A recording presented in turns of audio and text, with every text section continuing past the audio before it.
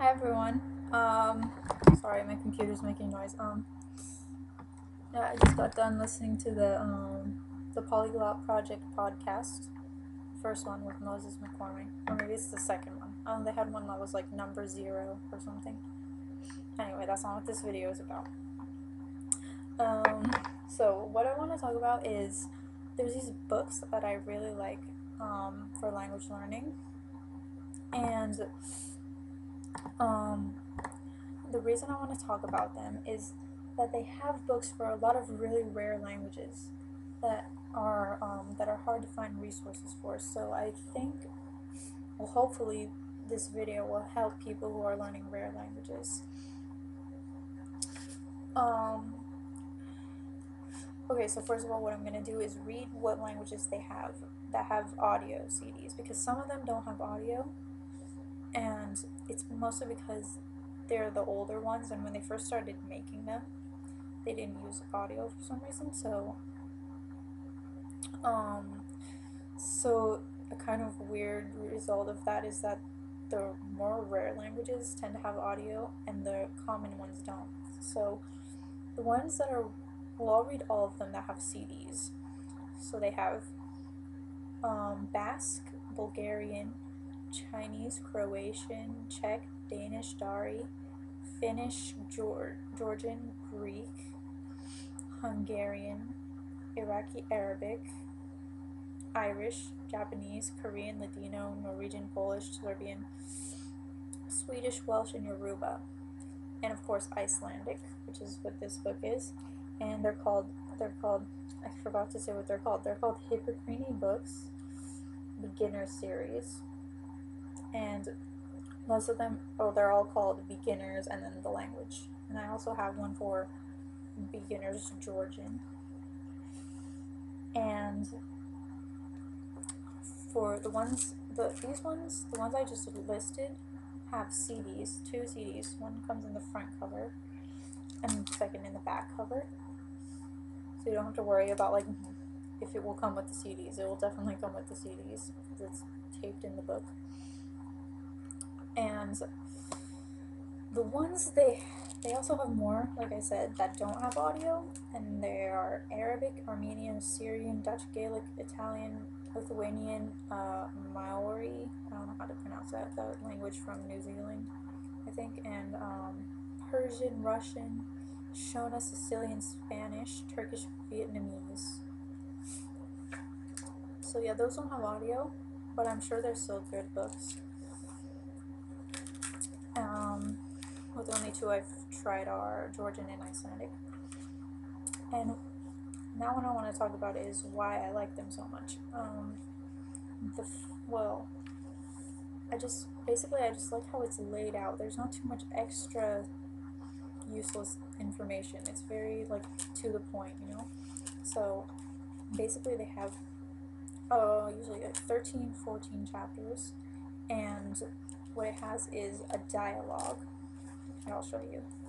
As a dialogue, one dialogue. Well, in the Georgian they have one dialogue, and in the Icelandic they have 2, but only one is on the CD, which is weird. But anyway, they have the dialogue in the language and then the translation. And if you don't like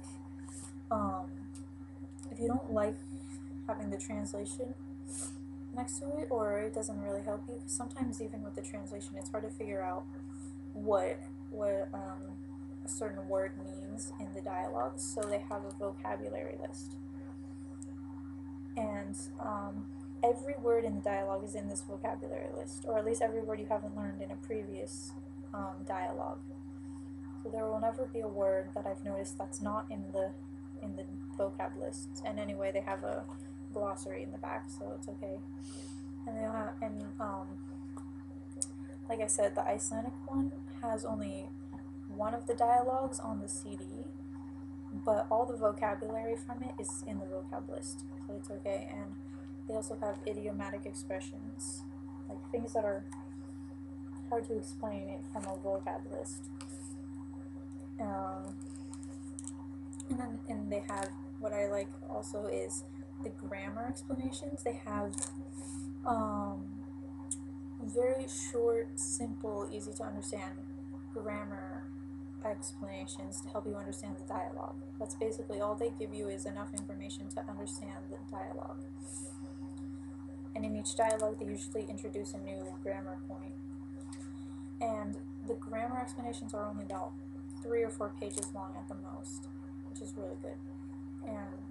And even if you want it in more detail, there's a section in the back with a more detailed grammar explanation and verb charts and noun case charts and stuff like that, with a detailed explanation of cases and things like that. So also, like I said, they have a glossary, and it even has words that are not in the dialogues, I think.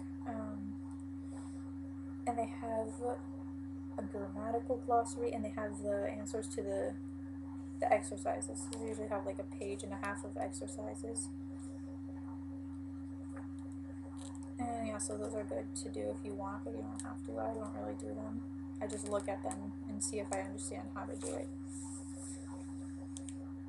And if I don't, I just read the grammar again. So,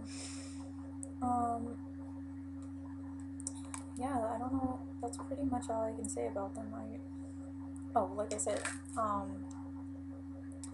well, I didn't say this, but the reason these are my favorite is, like I said, they don't have too much useless information like taking up space. Like, for example, another series that I really like is the Teach Yourself series, and I think Steve Kaufman just made a video about this. In the comments there, sorry, people were saying they hate the English on the audio on the Teach Yourself books, and I really agree with that. I think it's kind of annoying. For example, before all the dialogues, they have an introduction written in English, and it's written in the book, but also on the CD, it's the woman reads it in English, and it's kind of a waste of time, and it's annoying when you're trying to find the audio or the dialogue to listen to. You have to listen to all that, and you have to like search or like cut all the English out of it, and that's just very annoying. And this book doesn't have that at all. They have, like, the dialogues have an introduction, but it's in the language and it's short. It just tells you enough information so you can understand what it's about. And in the Teach Yourself, she doesn't just read the introduction, she like asks you questions like, think about this when you're listening to it, and it's just annoying, you know?